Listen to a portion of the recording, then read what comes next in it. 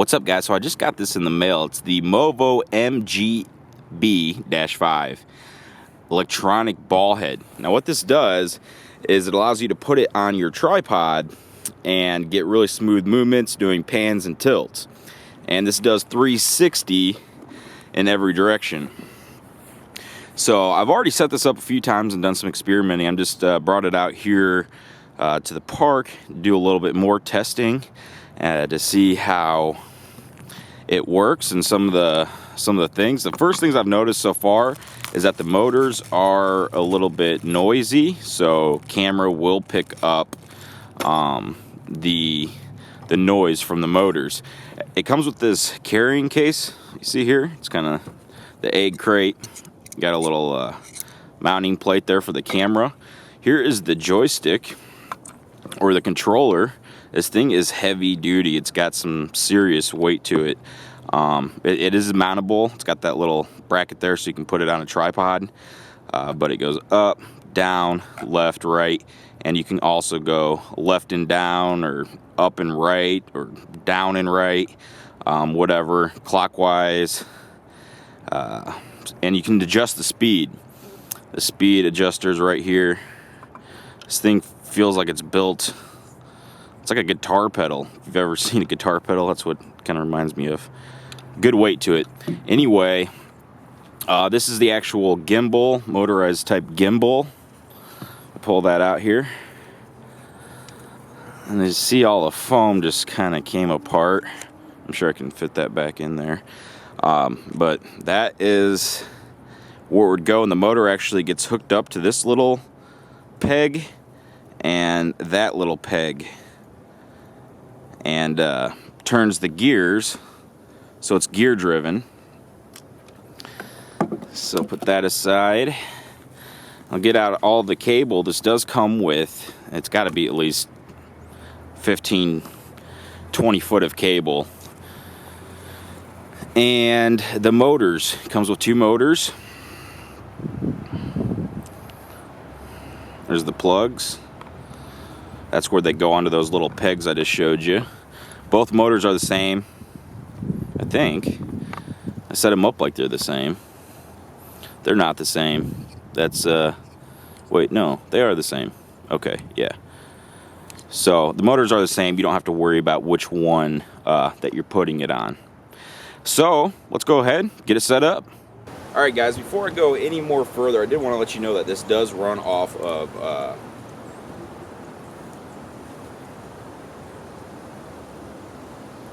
all right, guys, so before I go any further, I did want to let you know this does actually run off of 120 wall adapter here. So you kind of need power, an extension cord, or it's 12 volts. What you can do is do what I did. If you have one of these, it's a power bank, and there is 12 volts, 16 volts, 19 volts out. So I can just plug this in here at the park. I don't need an extension cord or anything, and I can run it just off this, which is pretty sweet. So let's go ahead and get it set up. Now this is a bigger rig, especially with my GH4 camera. It looks pretty big on it. This is the main type of gimbal swinger camera form, and this just screws right on the tripod like this, and boom, there you go. You probably want to make sure that your tripod is level, so that way you'll get the best results. That just sits just like this. Now they suggest that you actually put on the camera next and balance the camera. So I'll get the mounting plate. Now the mounting plate does have some measurements here on the side. Otherwise you can just kind of tighten it by, or adjust it by when the camera sits level. It just tightens like that. And then this guy slides in. This here. And tighten. You can see I got to move it. It's going forward, so I got to move it back. And this isn't all, well, it kind of isn't necessary to an extent, just because, I mean, we're hooking motors up to this, and the motors are going to drive the camera. So But they say to make it, you know, as level as you can. You can see it's still spinning here. I must not have the tripod quite level. Next thing we'll do is hook up the motors. And like I said, the motors are universal. You can use them on either or. The first one I'll hook it up down here at the bottom. And they got little looseners here. You just loosen it up. It slides on to the peg. And then you want to get that motor as absolute close as you can to that gear and tighten it up. And then the same thing with the motor up here. So let's see, I think it's like this. Slide it on there, go up to that gear. I can't turn it anymore because it's locked into that gear on the bottom, and then tighten it up. And these do come out so you can backspin on them. And once again, you want to make sure that's really tight. Probably should tighten it up a little more before I put it on there instead of doing it this way. Okay, there we go, nice and tight. Now, I mean, we're basically set up. All we have to do now is plug in the cables. Like I said, super long cords here. Let's plug it in right there. Now, these you'll have to pay attention to which motor you're plugging it into on the remote right here, because you want motor 1, motor 2. I'm not sure exactly off the top of my head which one's which, but it's real easy just to switch out. These plugged in, then we should be in business.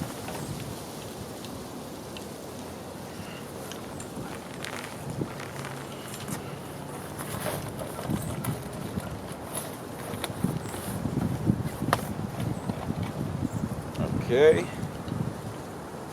go ahead and plug in the remote real quick. I'd probably have this mounted a little bit better. Let's turn it on. Got a power button. Do I not have it on the right voltage? Oh, I didn't even have that powered on. There we go. Whoa, good catch. Okay. All right. So now, let's see if we got it. Yep, up is up. Left is left. Right is right. Right and right will always be right. I was just more concerned about the up and down. So this is it now. I have it on a pretty slow speed. I can control the speed down here at the bottom. Make it faster. And now something that I like about this one, about previous ones that I've had, is that this one will actually do a 360. So if you need to go way down or backwards or forwards, this is what it is. I'll get a little bit closer so you can kind of hear the motors. Whoa! Whoa! I forgot to tighten that up. It says there in the directions to tighten that up. Let me flip it down here a little bit more. It's this piece right here. See how it's loose? I actually need to keep that tight. So, yeah, whoops. So now we can go ahead and finish our 360.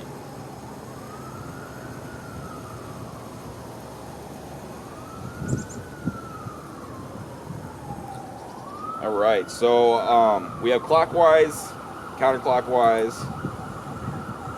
which I'm not sure why you'd really need to use because it does go both ways.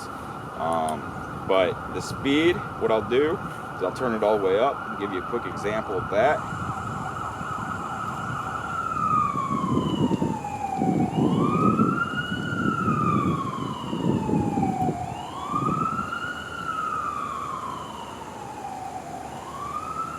So that's on the fastest.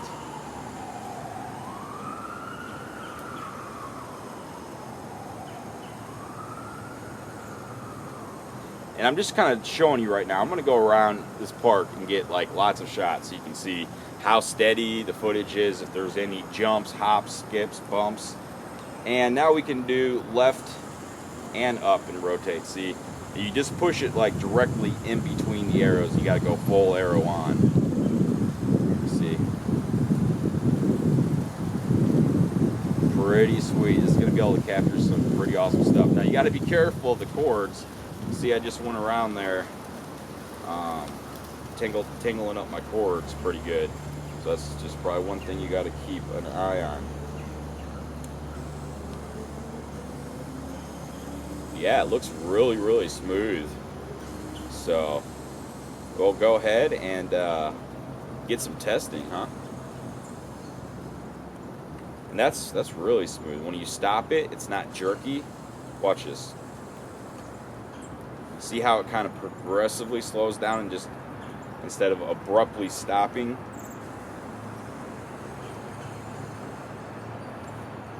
Let's go ahead and turn it down a little bit and see what it does.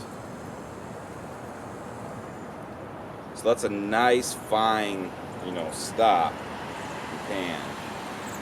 I noticed when I start it right away, looks like there might be a little bit of a jump.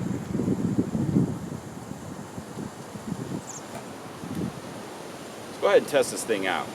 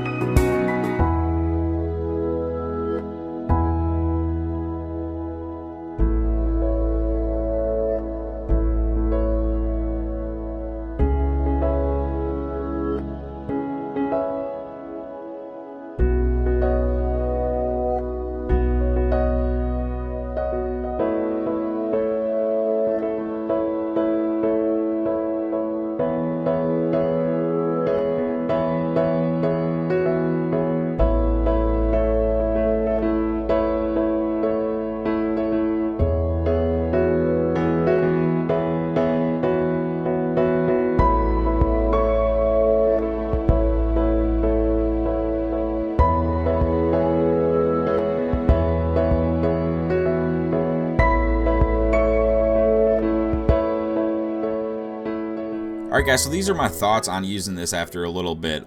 For one, this is not the easiest to be portable if you're going to be moving from location to location. Like for instance, I'm at the park and I'm moving here to there to here to there. Just because it is a bigger unit, I mean it's easy to do, but like I said, you're going to need that power supply.